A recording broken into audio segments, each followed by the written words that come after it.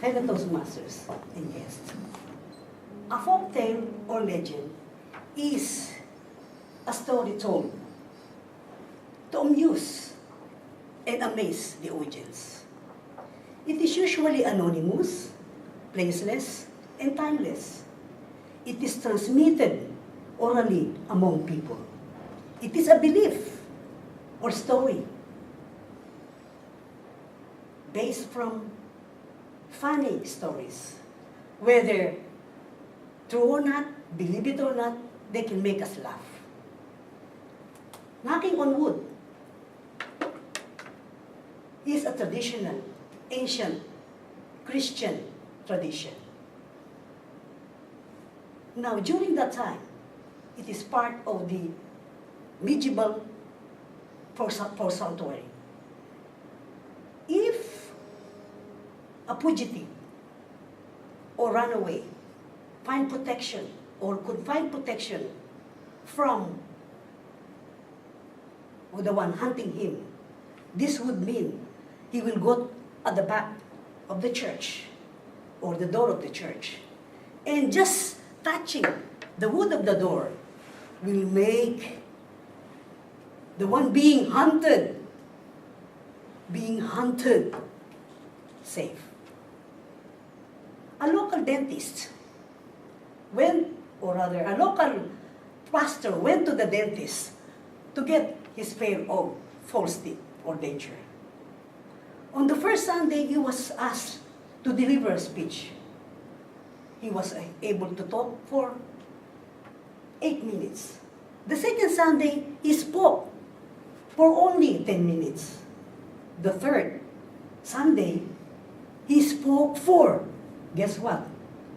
2 hours and 48 minutes.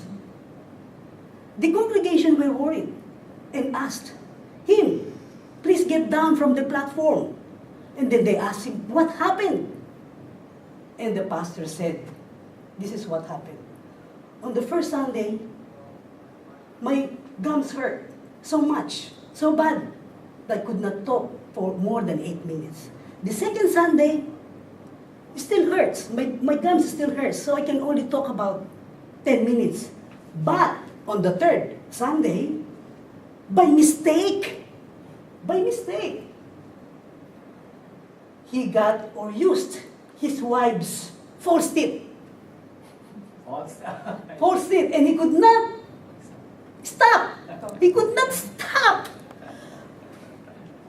talking, and he could not be shut up. The third story, a driver while driving saw the flash of the speed camera. He thought he was overspeeding, but he wasn't. So what he did, he went back around the block and did go to the same spot. Suddenly, the camera flashed again. Then he said, I could not believe this. So he tempted again to drive. Again, the camera flashed. And then he said, this is really a joke. On the third time, he drove it slowly, even slowly. He got again, so the camera flash. On the fourth attempt, the same thing happened. Why is this camera always flashing?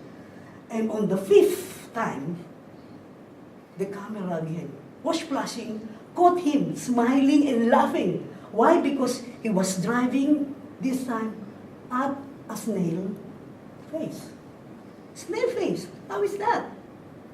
This might be lower than 30 kilometers per hour. Now, you know what happened after that? 2 weeks later, he went to his mailbox. He found 5 tickets. And guess what the reason is? Driving without a seatbelt. He couldn't believe that I wasn't wearing a seatbelt, and that was the reason why.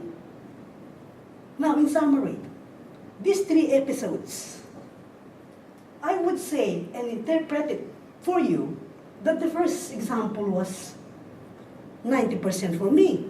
Because most of the time, I saw people, I don't know, they touch the wood whenever they tell a story. That means they were safe. They were protected. I've seen this 1,000 times. I don't know whether you have experienced it. Now, the second story, well, it might be true too. I'm 50-50% on this. But let us ask the expert, Chaudapa. Because the wife always talk much than the husband. Therefore, naturally, the speech is unstoppable. And the third episode would be, this could be true also 90% because the story wasn't saying where it happened, when it happened. It could be, the speed camera might be the latest technology. It can not only get the speed you're having, but also wearing of seatbelt. This will reduce us from finding people. And I guess for me it's 90%. It may be happening everywhere in the world.